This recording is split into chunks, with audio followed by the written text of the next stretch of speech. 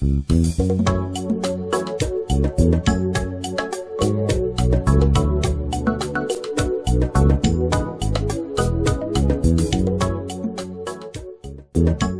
ethnologues du monde entier se sont penchés sur le très curieux biotope de ce petit hameau de la haute vallée du Buëch. La vallée est le seul hameau de la forêt à bénéficier d'une très curieuse influence, mal définie, qui font encore l'objet d'improbables recherches. Ces influences sont dues certainement à un microclimat unique, la consommation de mets particuliers, tels que soupe au pistou, pieds paquets et autres beignets de fleurs de courgettes, à des décoctions secrètes d'herbes rares, longtemps macérées dans un alcool issu d'ancestros alambics. Ou alors, c'est un savant compromis de tout cela, qui influence plus ou moins tous ceux qui ont côtoyé cet environnement.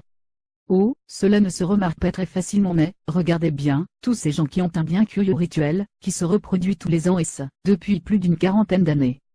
Le 15 août de chaque année, une irrésistible attirance, les font regagner la Valette, telles les tortues des Galapagos qui, depuis la nuit des temps, reviennent pondre au même endroit, sur les plages désertiques, de ces îles lointaines. En quelques heures, la population de ce curieux hameau est multipliée par 5. Ils se livrent à des rites étranges.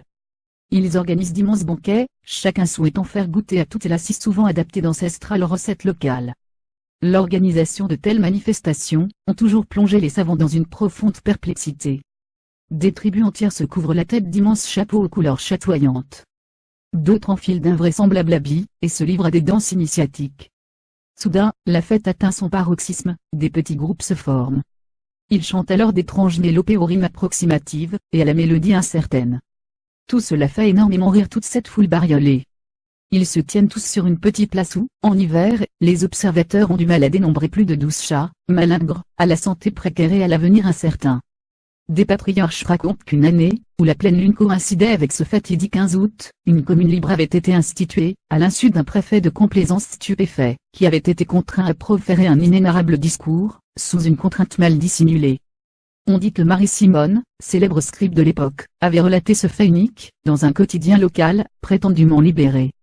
Depuis quelques années, quelques jours après cette récurrente manifestation, on découvre, avec une certaine satisfaction, dans le Dauphiné libéré, sur 3 ou 4 colonnes, un article dithyrambique, ou presque, relatant toutes ces étranges coutumes.